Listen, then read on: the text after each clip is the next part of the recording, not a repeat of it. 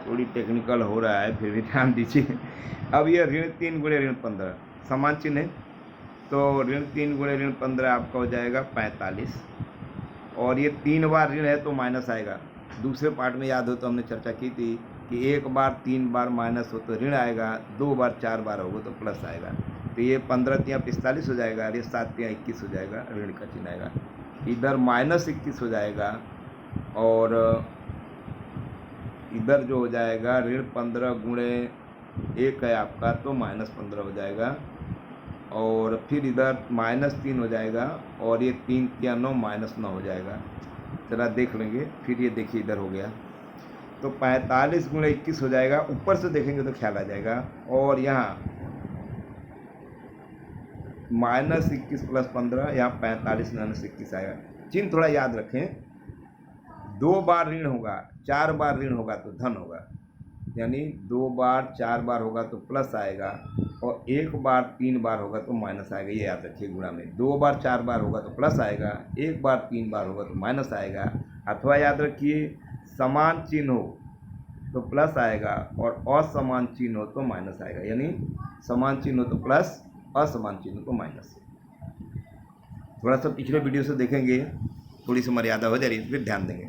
अब 45 में से 21 गया तो 24 हो गया, 45 में 21 गया 24 हो गया, 21 में से 15 गया 6 हो गया, बड़ी का चिन्ह माइनस आ गया, और 9 में से 3 गया तो 6 हो गया, बड़ी का चिन्ह प्लस। दोनों जगह बड़ी में से छोटी घटाई, 45 में से 21 गया 24, बड़ी का चिन्ह प्लस, 21 में से 15 गया आपका 6, और बड़ी का चिन्ह माइनस या माइनस दिखा है, और 9 में से 3 गया 6, बड़ी का चिन्ह प्लस दिखा है। फिर वही जो हमने पहले चर्चा किया था कि x को लिख लो इसके साथ, संख्या के साथ, और y को लिख लो संख्या के साथ, ले लिए। अब इसके बाद आपको क्या करना है, क्रॉस गुणा करना है। तो क्रॉस गुणा करेंगे, ये जो है यहाँ क्रॉस गुणा करेंगे, तो x का गुणा जो होगा 6 के साथ होगा, तो x गुणे 6 और 24 गुणे 1, तो x के साथ 6 हो गया, 6x, और 24 से 24, x बराबर 24/6 यानी 4 हो गया। और इधर हो जाएगा इस तरह, 6 का गुणा y में 6y और -6, तो y बराबर -6/6 यानी y बराबर -1 आएगा आपका।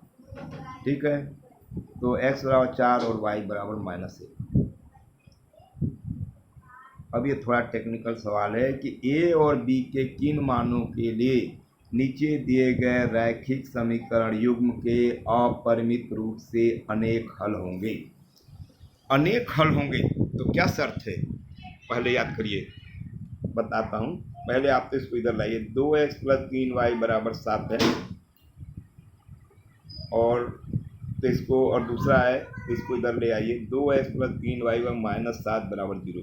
सबसे पहले तो याद रखिए कि इस विधि के अंदर सारे रकम को आपको इधर ले आना है, तो प्लस इधर गया तो -7 हो जाएगा, ये आपका इधर आ गया -7। a - bx a + by -3a + b -2 इधर भी ले आती है। चलिए, x को छोड़ के जो रकम है वो a1 है, तो a1 यहाँ पहले में 2 हो गया, b1 3 हो गया, और c1 -7 हो गया। दूसरे में a2 यानी x को छोड़ दीजिए, a - b हुआ a2 आपका। चलिए ध्यान दीजिए,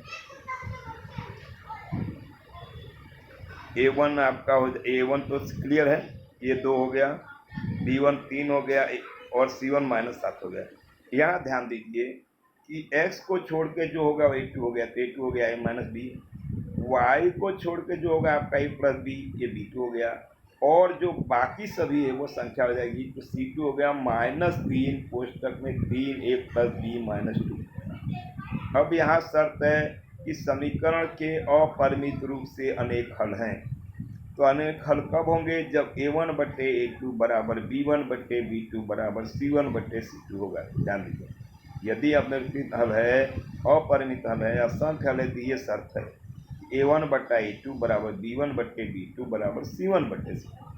अब ध्यान दीजिए, a1 की कीमत 2 है आपकी, a2 की a - b है, b1 की कीमत आपकी 3 है, b2 की a + b है, c1 की कीमत आपकी 7 है, और c2 की कीमत -3a प्लस बी माइनस 2 है, इसकी भी -7 है, माइनस माइनस कट गया, हमने प्लस कर दिया है। अब पहले जैसा ही पहले तीसरे को लो या दूसरे तीसरे को लो, आप पहले दूसरे को लो, किसी को ले सकते हैं, ये दो बराबर ले सकते हैं, ये दो बराबर ले सकते हैं, या पहला और तीसरा बराबर ले सकते हैं।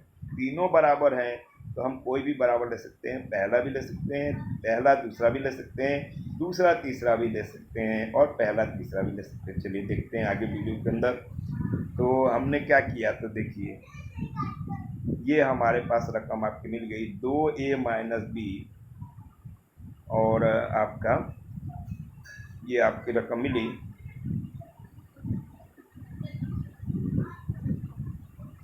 तो 2a minus B 3a plus B बटे 7, sorry 2/a minus B 3/a plus B और 7/3a प्लस बी माइनस 2। पिछले पेज पर चला गया, चौथे पेज पर, ये 5वां पेज आपका आ गया।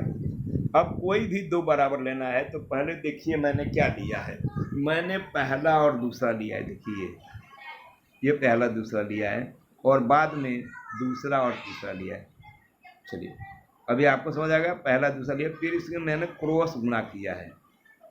चलिए क्रॉस गुणा कैसे किया है देखिए, तो ये हमने क्रॉस गुणा आपका किया, तो ये क्रॉस गुणा के अंदर ये आपका हो गया, ये देखिए यहाँ पहले हमने गुणा किया, तो 3 में ए का किया तो 3a, माइनस का माइनस, और 3 में बी किया तो 3b।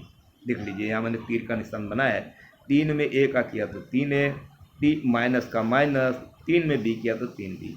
अब 2 से 2 में किया तो 2a प्लस बी 2b, ठीक है, 2 में ए का किया तो 2a, और फिर 2 में बी किया तो 2b, चिन्ह वही रखा, यहाँ बीच में माइनस है तो हमने माइनस रखा, यहाँ प्लस है तो प्लस रखा। चलिए ये उतार दिया 3a माइनस 3b, ये पक्षांतर किया तो प्लस इधर आया तो माइनस, और इधर भी प्लस आया तो माइनस, बराबर 0। अब 3a में से 2a घटा दीजिए, ए हो जाएगा। चलिए 3a में से ए घटाए, और 3b और माइनस 2b दोनों माइनस है, इनको जोड़ दिए, a माइनस 5b बराबर आपका 0 हो गया, a माइनस 5b, इसलिए a बराबर हो गया 5b। ध्यान दीजिए a बराबर क्या हो गया 5b। अब यहाँ देखिए क्रॉस गुणा किए, और इसका पहले हमने 7 वाला लिखा था, 7a प्लस 7b, 7 में एक के अंदर के 7a, 7 में b के गए 7b, प्लस का आपने प्लस चिन्ह लिखा। अब चलिए यहाँ देखिए 3 में 3 क्या किए तो 3 किया 9a, प्लस का प्लस लिखे, 3 में b के किए तो 3b, और माइनस का माइनस लिखे, 3 दूनी 6। चलिए अब यहाँ ध्यान दीजिए, अब 7a प्लस 7b है, ये इधर लाए तो माइनस 9 हो गया, माइनस 3b हो गया, और माइनस इधर आए तो प्लस 6 बराबर 0। चलिए 7a माइनस 9 है, तो बड़ी में से छोटी घटा कर बड़ी चिन्ह यानी माइनस 2 हो गया। 7b और 3b है, ये देखिए तो दोनों b के हैं, तो 7 में से 3 गया 4 हो गया, और बड़ी का चिन्ह प्लस, और ये प्लस 6 का प्लस 6 बराबर 0 है।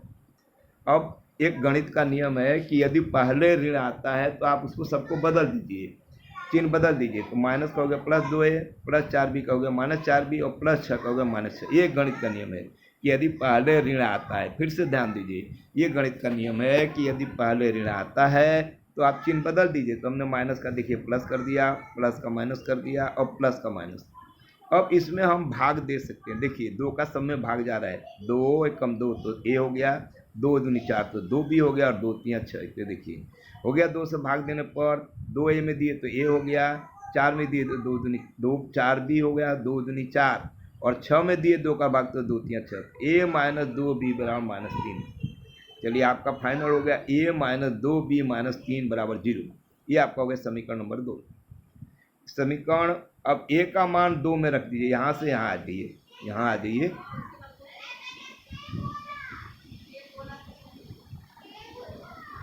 चलिए यहाँ है, ये यहाँ आ गया, ध्यान दीजिए a माइनस 2b ऋण 3 बराबर 0। अब a की जगह 5b रखना है, a जो है यहाँ ही रखिए, a की जगह 5b रख दिए, माइनस 2b का माइनस 2b उतार दिए, माइनस 3 का माइनस 3 बराबर 0। अब 5b में से 2b गया तो 3b, माइनस 3 का माइनस 3, 0 का 0, 3b बराबर आपका 3 हो गया, b बराबर हो गया 3/3, यानी b का मान हो गया 1, b बराबर 3/3 हो गया, यहाँ ये ऊपर था नीचे आ गया 1। अब बी बराबर 1 रख दीजिए, ए बराबर 5 बी है, तो 5 गुणे 1 यानी ए बराबर 5 हो गया, बी बराबर 1। चलिए आगे देखिए। अब इसमें सेकंड सवाल है कि के किस मान के लिए रैखिक समीकरण के युग्म का कोई हल नहीं है। तो रैखिक समीकरण कोई युग्म का हल नहीं होगा, तो ये शर्त होगी आपकी a1/a2, आपकी ये शर्त हो जाएगी a1/a2 बराबर b1/b2 बराबर नहीं है c1/c2। ये आपकी शर्त होगी, कोई हल नहीं है तो ये शर्त होगी। चलिए अब अगला पेज देखते हैं। ये छठा पेज आ गया। ये समीकरण आपका दिया है, ये आपका पहला समीकरण है और ये आपका दूसरा समीकरण है। तो ये 3x + y प्लस इधर आया तो -1 बराबर 0, ये आपका समीकरण 1। और ये तो आपका लिखा ही है 2k - 1 प्लस k - 1 y, और इधर ये आ गया तो माइनस, और ये रकम आप पूरी कोष्टक में रख दीजिए 2k + 1 बराबर 0। a1 आपका हो गया 3, x को छोड़ दीजिए, y में कोई संख्या नहीं तो b1 1 हो जाएगा और c1 -1। अभी पहले ही समझाया था आपको।